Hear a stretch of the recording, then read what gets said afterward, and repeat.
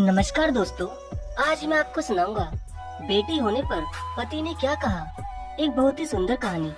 एक गर्भवती पत्नी ने अपने पति से पूछा कि आप क्या आशा करते हैं, लड़का होगा या लड़की। तो पति ने कहा कि अगर लड़का हुआ तो मैं उसे गणित पढ़ाऊंगा और हम दोनों रोज बड़े पार्क में खेलने जाएंगे और फिर मैं उसे मछली पकड़ना भी सिखाऊंगा और कभी कभी गलती करने पर मैं उसकी पिटाई भी किया करूंगा। तभी पत्नी ने पूछा कि अगर लड़की हो गई तो। तब पति ने मुस्कुराते हुए कहा कि अगर हमारे लड़की हुई तो मुझे उसे कुछ सिखाने की जरूरत ही नहीं पड़ेगी, क्योंकि वो उन सभी में से एक होगी जो कि सब कुछ मुझे दोबारा सिखाएगी। एक तरह से वो मेरी दूसरी माँ होगी।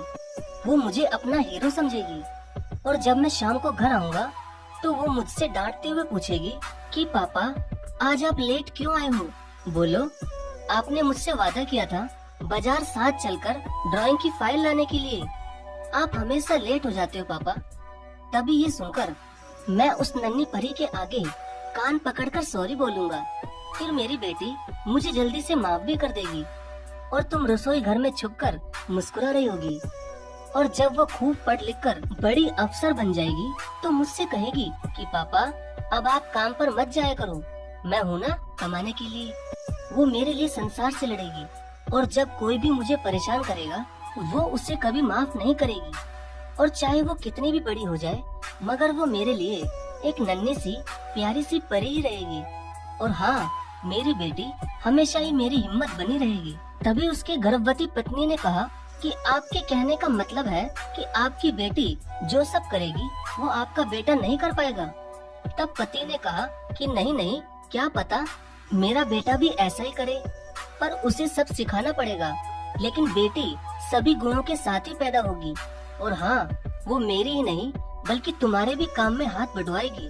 पर अफसोस वो हमेशा हमारे साथ नहीं रहेगी। लेकिन जब उसकी शादी हो जाएगी ना, तब भी वो बार बार हमें फोन करेगी और पूछेगी कि पापा मम्मी आप सब ठीक हो ना, और पापा आप अपनी सभी दवाई भी टाइम से ही लेते रहना।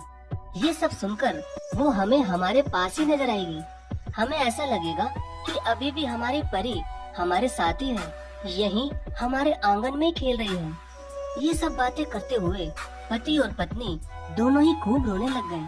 तो दोस्तों, वाकई में हर घर में एक ना एक बेटी तो होनी चाहिए, क्योंकि बेटी के बिना कुछ भी नहीं। इस कहानी का मकसद एक बेटे को दोष देना बिल्कुल नहीं है। माँ बाप के लिए बेटा और बेटी दोनों ही एक जैसे होते हैं। लेकिन ये वीडियो उन लोगों के लिए है जो लोग बेटियों से नफरत करते हैं और फिर बाद में वही बेटी उनके काम आती है और उनकी देखभाल भी करती है। धन्यवाद।